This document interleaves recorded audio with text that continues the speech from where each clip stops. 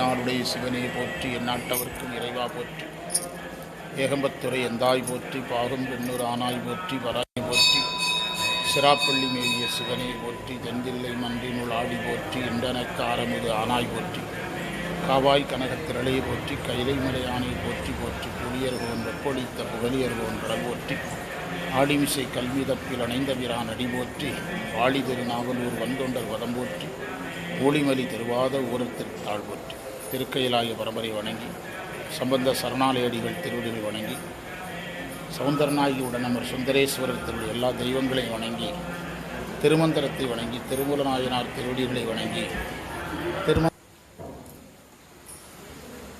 பிரணவ யோகத்தில் விளங்கும் பிரணவ யோகத்தில் விளங்கும் ஒளி வகைகளை இதுவரை கூறினார்.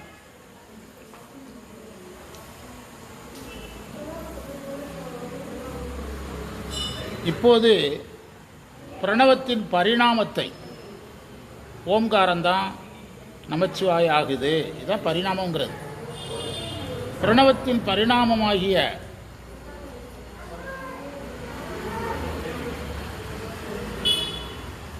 சிவ மூல மந்திரத்தை கூறுகிறார்.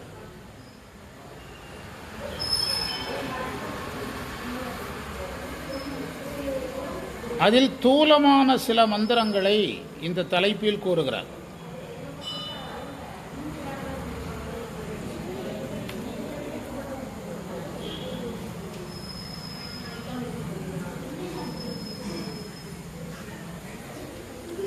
நான்காம் தந்திரத்திலே இது பேசப்படுது.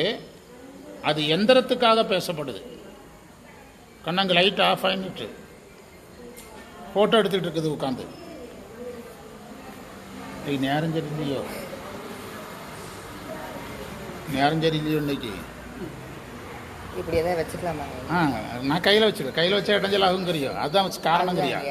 இப்படி வச்சா என்ன செய்யுது?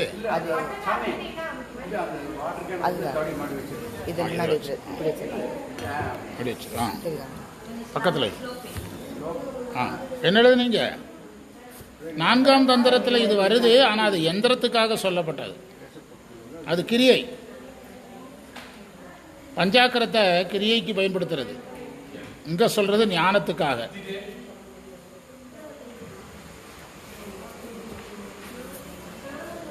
ஒன்று கண்டீர் என்று தொடங்குகிற மந்திரத்துக்கான பொருள்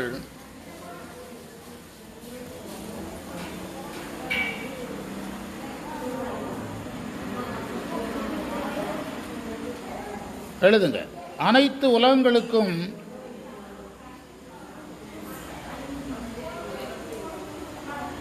முதற் பொருளாக இருக்கிற கடவுள் ஒன்றே.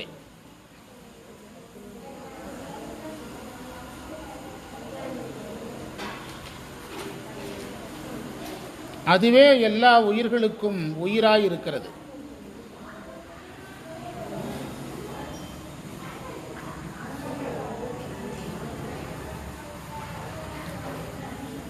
இதை உணர்த்துவது நமச்சிவாய என்ற மந்திரம்.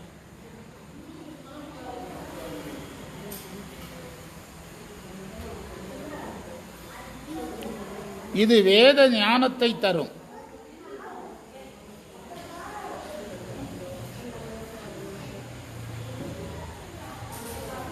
இது ஒரு பழம்.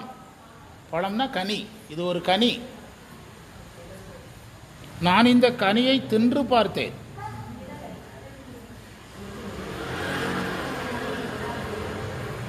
அது இனிப்பாக இருந்தது.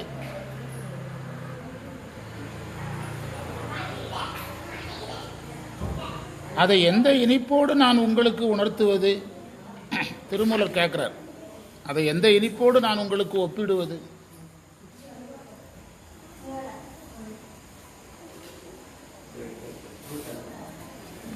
குறிப்புரை: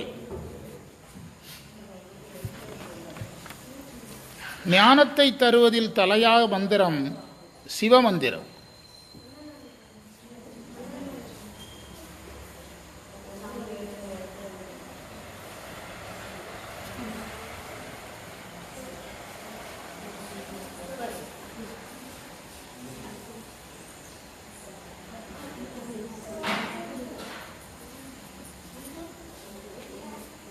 நமச்சிவாய என்பது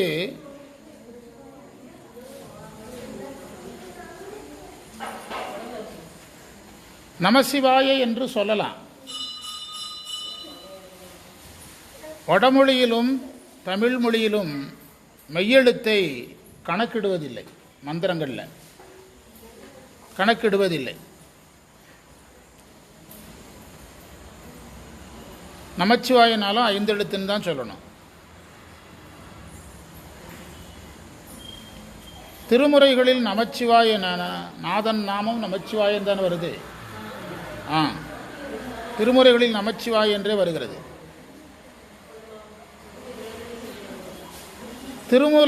திருமுறை பெரும்பாலும் தூல பஞ்சாக்கரமே பேசுகிறது. திருமுறை பெரும்பாலும் தூல பஞ்சாக்கரமே பேசுகிறது. மந்திரம் படிங்க. ஒன்று கண்டீர் உலகுக்கு ஒரு தெய்வமும், ஒன்று கண்டீர் உலகுக்கு உயிராவது, நன்று கண்டீர் இனி நமச்சிவாய பழம். நமச்சிவாயத்தை பழம்ங்கிறார். தின்று கண்டேன், நான் இதை என்ன செஞ்சுருக்கிறேன், சாப்பிட்டு பார்த்தேங்கிறார். இது தித்தித்தவாறு. இதை எப்படி இனிக்கும்னு நான் எப்படிங்க சொல்கிறது? அது எதை சொன்னாலும் எதை சொன்னது ஆகாதுங்கிறாரு. எவ்வளோ அழகான மந்திரம். 2வது மந்திரத்துக்கு பொருள் எழுதுங்க.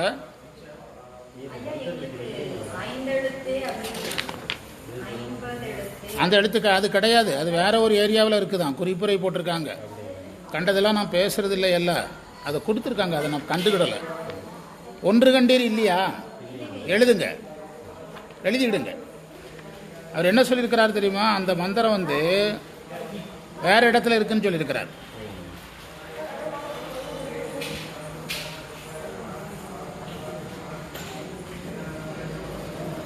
அது இந்த அணைந்தோர் தன்மை, அதே மாதிரி 4ஆம் தந்திரம், இதெல்லாம் கலந்து வருது அப்படின்னு ஒரு முன்னுரை கொடுத்துருக்கிறார். எழுதுங்க. ஒன்று கண்டீர் உலகுக்கு ஒரு தெய்வம். எங்கே இருந்தால் நமக்கு அந்த திருமூலர் எழுதுனது தானே. ஒன்று கண்டீர் உலகுக்கு ஒரு தெய்வமும், ஒன்று கண்டீர் உலகுக்கு உயிர் ஆவது,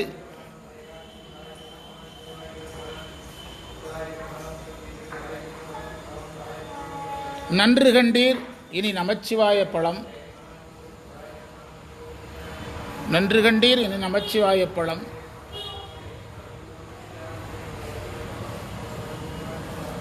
தின்று கண்டேற்கு, தின்று கண்டேற்கு இது தித்தித்தவாறு.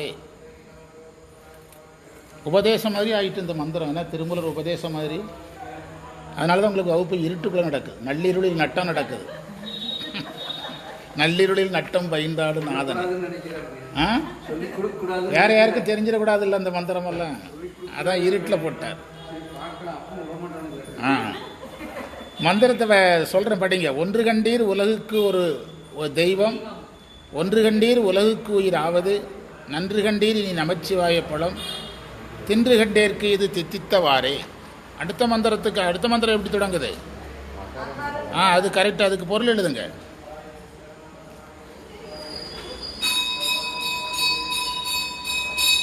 இறைவன் சொற்களை கடந்தவன்.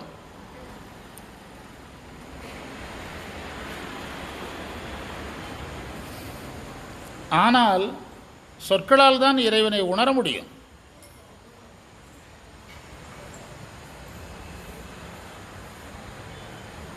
அதனால் இறைவன் இந்த மந்திர வடிவாகிறான்.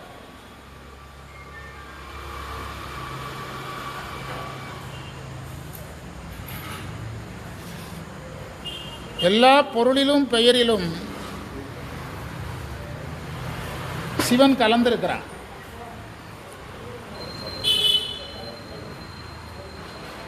எனவே எல்லா சொல்லும் மந்திரமேங்கிறார், எல்லா பெயர்களும் மந்திரம் தாங்கிறார். அழகான பார்வை பாருங்க. எல்லா பொருளிலும் எல்லா பெயரிலும் சிவன் கலந்திருக்கிறாரு. இப்போ உலகத்தில் இருக்கிற எல்லா பெயருமே என்னதுதாங்கிறாரு, சிவனுடைய மந்திரம் தான், சிவன் பெயர் தாங்கிறார்.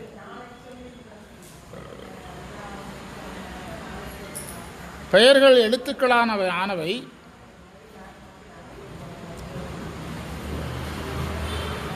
அந்த எழுத்துக்கள் 51.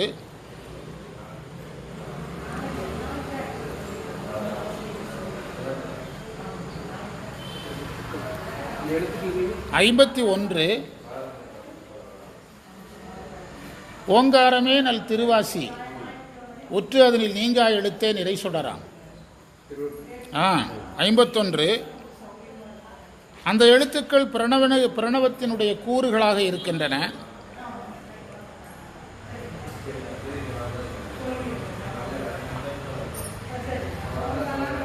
அதனை நம்ம அகரம் உகரம் மகரம் என்று பிரிக்கிறோம்.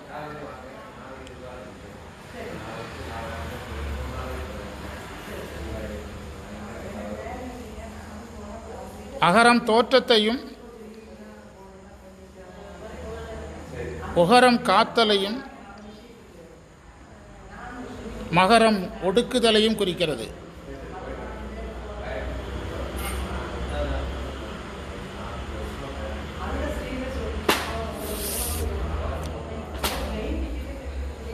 எல்லா பெயர்களும் தோன்றி நின்று அழியும்.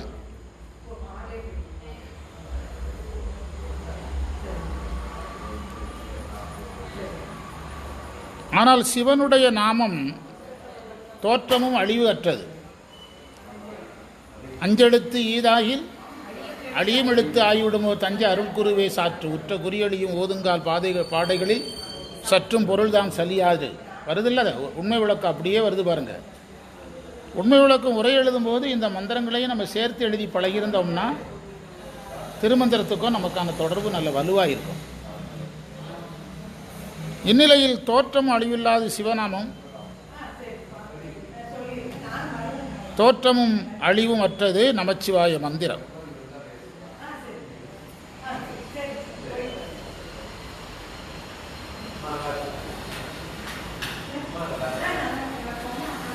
ஐம்பத்தோரு எழுத்துக்கள் வேறு,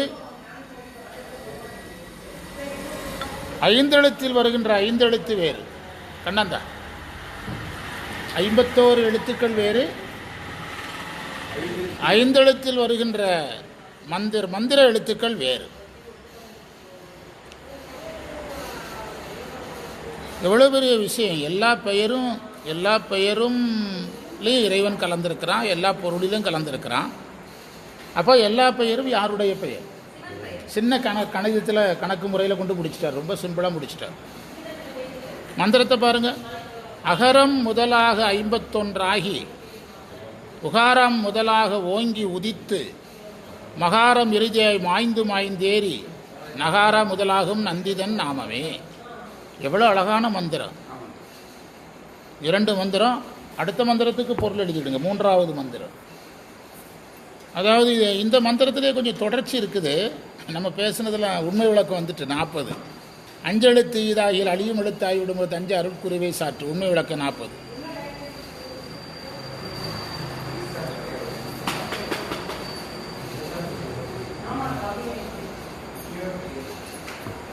முடிவுரை பிற எழுத்துக்களுக்கு வேறு, ஐந்தெழுத்து வேறு. அதான் முடிவுரை. அடுத்த மந்திரம் சொல்லுங்க. அகராதி இல்லை, அகாராதி. அகாராதி ஈரட்டு அலர்ந்த பறையாம். அதானே பொருள் எழுதுங்க. 51 எனப்படும் அகரம் முதலிய எழுத்துக்களில்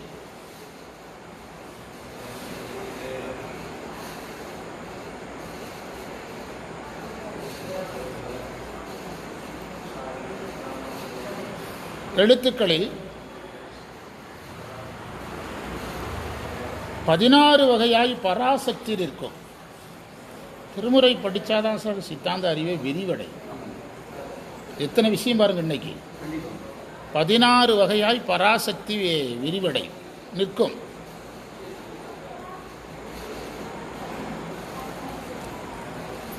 அந்த 16 சயை 1 நம்பர் போட்டு எழுதுங்க. சயை, விசையை,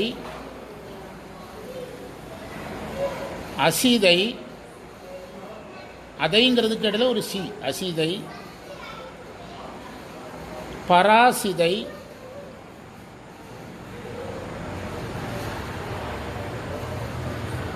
நிவிர்த்தி,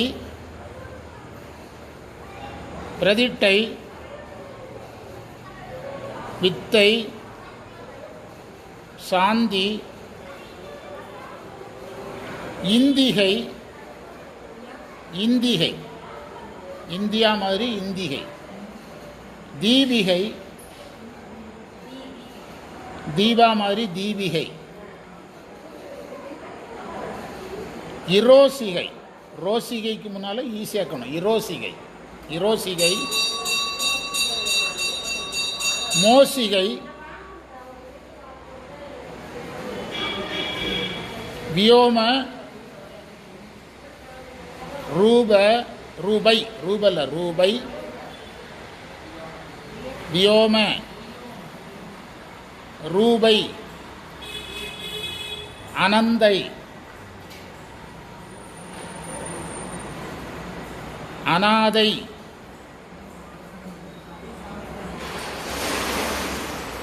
அநாதை. சாமிக்கு அந்த அநாதைன்னா தனியாக இருக்கிறது. தாயும் இல்லை தந்தை இல்லைன்னா என்ன அர்த்தம்? அநாதை தானே. அநாதை. அனாசிறுதை, அனாசிறுதை. செக் பண்ணுங்க, நான் ஒரு தடவை சொல்கிறேன்.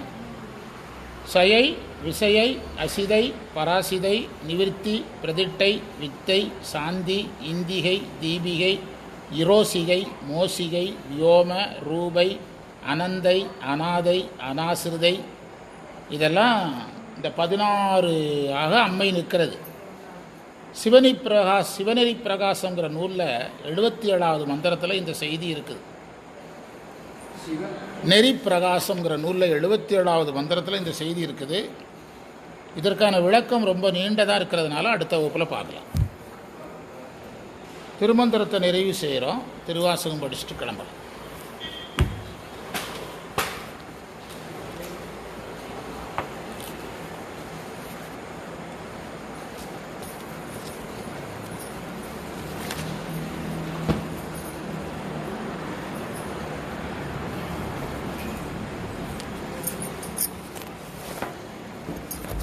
அந்த நவராத்திரி கால பத்திரிகை எடுத்து நாளைக்கு நமக்கு பத்திரிகை